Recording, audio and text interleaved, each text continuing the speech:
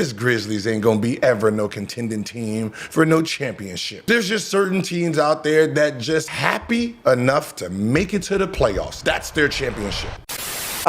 Gil, how you doing today, man?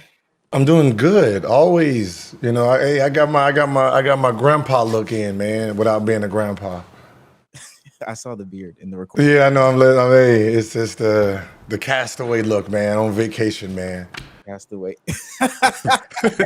Trust me, everybody wants to know if you found Wilson. All right, look. So trade deadline is near us, and things are heating up. Trae Young just went on the move, and now the breaking news is that the Grizzlies are first time ever showing interest and entertaining potential offers for two-time All-Star Ja Morant before the deadline. I want to get your thoughts on that. Okay. It's mixed feelings here with the Ja Morant thing. And the feelings are your Memphis Grizzlies, right? You need a superstar. You need a megastar, and that's who Ja Morant is. You can see the impact he brung when he was balling.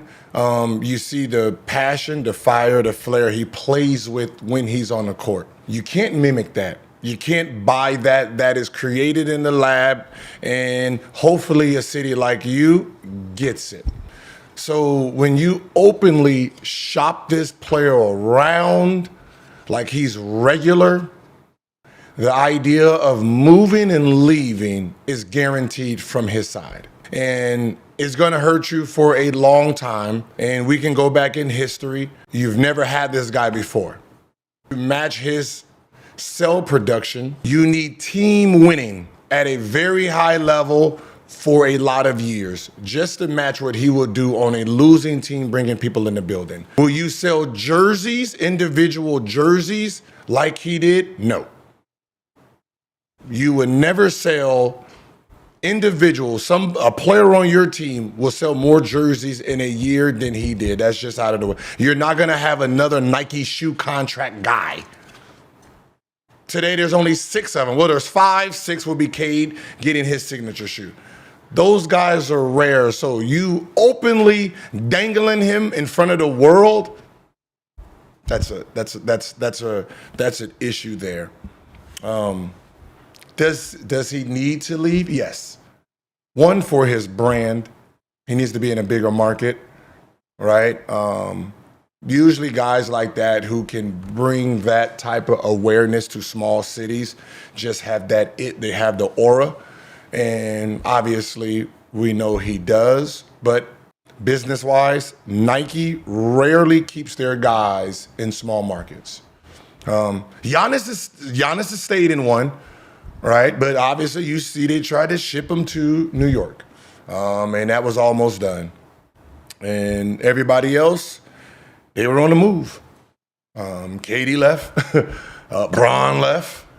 They ain't been in small markets since, right? When we're talking about tier 1s and tier 2s, right? So OKC, Memphis, they're not even a tier market from the shoe contract.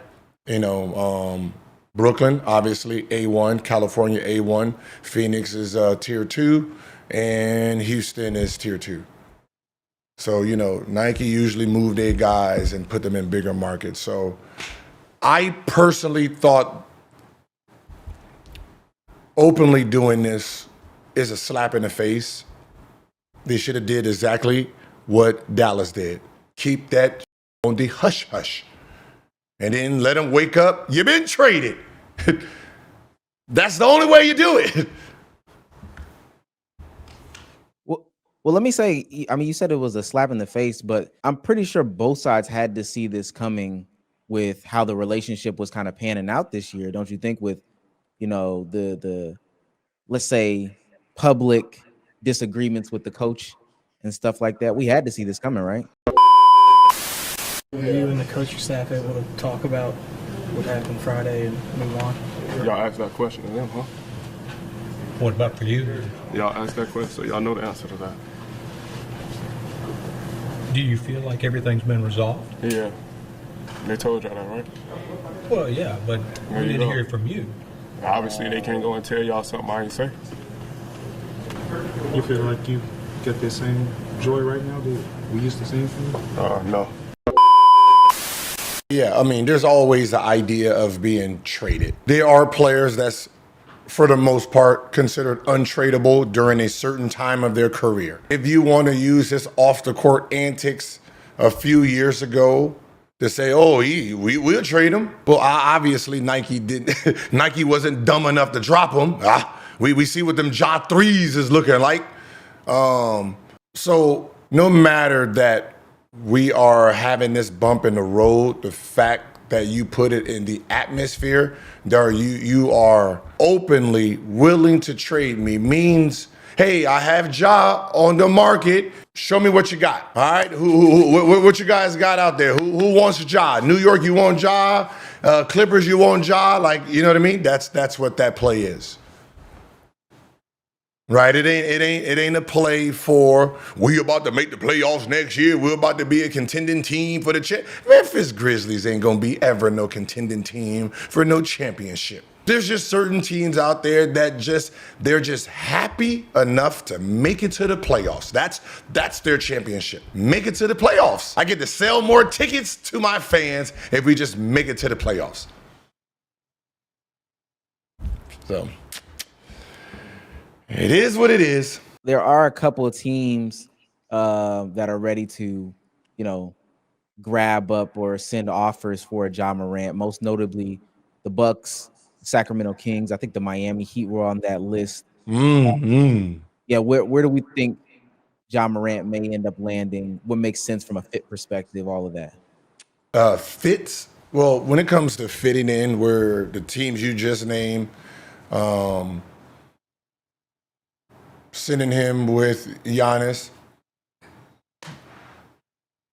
I mean, don't know what you're gonna have to give up, but those two together at this moment in time is not gonna be it. Sacramento Kings. I mean, Sacramento Kings has a lot of pieces, so I think they can be the most aggressive. But Ja in Sacramento is no different than being in Memphis. Right, Sacramento is part of California, but it ain't. Right, it's not. It's no one claims it. That's like having a basketball team in Modesto, California. No one knows where that's at. Right, that's Sacramento. Miami is probably, when it comes to his brand, is the only place that makes sense. But I don't think him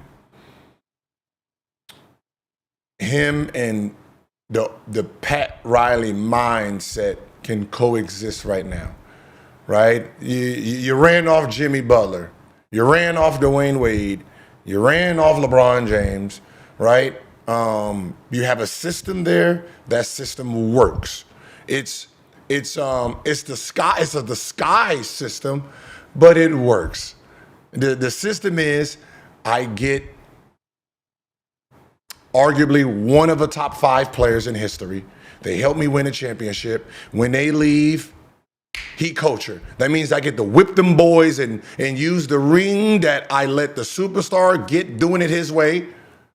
And then I get to beat everybody else into this Miami Heat culture system, right? When Shaq got there was no Heat culture. It was Shaquille O'Neal, Gary Payton, Antoine Walker, Jane Posey, Dwayne Wade, doing whatever they wanted to do. They was running amok in Miami. Strip club, but the boys was, listen, I don't know what Heat culture is, but if Heat culture is building a strip club, a barbershop inside the strip club, because that's how long they was in it, that they wanted to get haircuts and a basketball court. Like, instead of going to the gym, we just go shoot jumpers in the strip club. If that is Heat culture, God damn it, sign us up. Right? They won a championship. When they left, Heat culture, didn't win nothing. Then LeBron James came. LeBron James did it LeBron James way.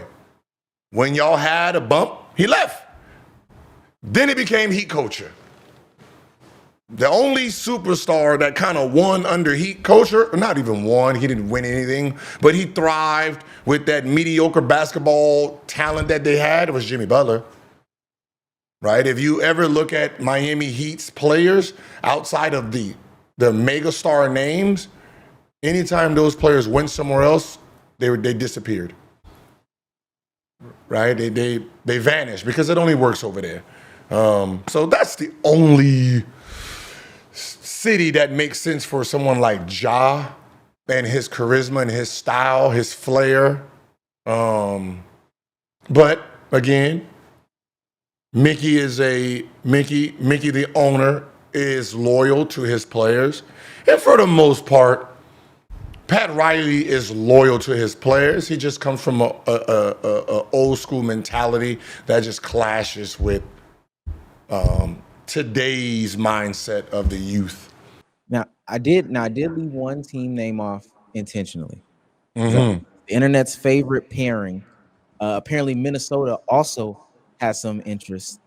So a possibility to see the two YNs of the league, Ja Morant and Anthony Edwards, pair together. How do we feel about that potential pairing? There's this old saying. When you have a shooting guard that can bring the ball up the court, what do I need a point guard for? History is history. A pure point. Someone who needs to get people the ball don't win championships. And the theory is, if you're making everyone better, they're not that good, right? Right? If this is a 2K style, you sit in the corner, I dance up here, and then everybody doubles and triple teams me, and I pass it to you in the corner for you to hit a shot, or I do a pick and roll, you dive. If I have to do that for you, you're not that good. So when you're talking about point guards that led their team, they were the man on their team. There's only been two at that 6'2" size and under that won championships. Isaiah Thomas, Stephen Curry. That's it. Right? And the team was built for them, and that is the problem that we're having. The 6'2" and under guard can win. It has to be built for them. Nobody thought Steph Curry's style will win until the players that they were bringing in meshed with his talent and his skill. So Minnesota already has that guy, and they're trying to figure out what that guy needs to take them over the top. Having a bunch of pieces and all that, no, they need a point guard that can put the ball in the basket, not necessarily a passer, just a guy who can hit shots and D up. Your three-man needs to be able to hit shots and D up. Your four-man, right now, the four-man that they have wants to put that ball in the basket. And that becomes the problem because everybody else, you already got one person who stops the ball. We don't need another one, right? We need a bridge player, a player who can bridge the rest of the team together. And you need a passing four or a passing five. And that's really what they're missing. I would like someone for Ant-Man marketing, Lloyd marketing, one of those type of guys over there. Pick pop four that's just going to put it, just shoot it, get rid of it, right? Pass it. He knows how to pass. He needs a playmaking. He needs a team playmaking forward, if that's even a thing. I don't need stop the ball, let's watch me dance for, man. So that's not a good trade whatsoever. Because I don't even know what Memphis is going to get back. Well, they said they were prioritizing like draft capital and stuff like that. So picks and youth. Oh, okay. So they're looking for fantasy. Fantasy, looking for some Bitcoin. Okay, I get it. They're trying to mine them Bitcoin. How we're gonna do this through the draft, right? How old is Ja? This is 5th year. This is your 5th year. You're already moving in a different direction. Your whole team has been young this whole time. They acting like they've been aged out. What is it, 25, 26? 26. 26 years old. Damn. 26 years old, and you're already moving in a different direction. It says more about you than it is him, right? He's immature. That's that age. Immaturity, right? And I think sometimes people don't understand this. And this is like one of those little nuggets, especially for the NBA. I can't talk all sports. The day you get into the NBA, whatever your maturity level is, that's where it's what is that, time capsule? Is that what it's called? Time capsule? That's where it's time. That's where it's sealed. If you was a goofball when you came in, you're going to be a goofball at 28, 29. Because what ends up happening is most of the time you're really young, you're immature. The older guys that has wisdom, you don't actually hang out with them because they're married, they have their own shit, they're not trying to party, they're not trying to do nothing with you. So you got your young boys. So you young boys that can't get in the club together, y'all doing your own wild things that's legal, illegal. We don't know. Flying them in, flying them out, whatever y'all doing to entertain your time. Year after year, you become 25, 26. Well, unfortunately, you've never learned how to be one of the older dudes.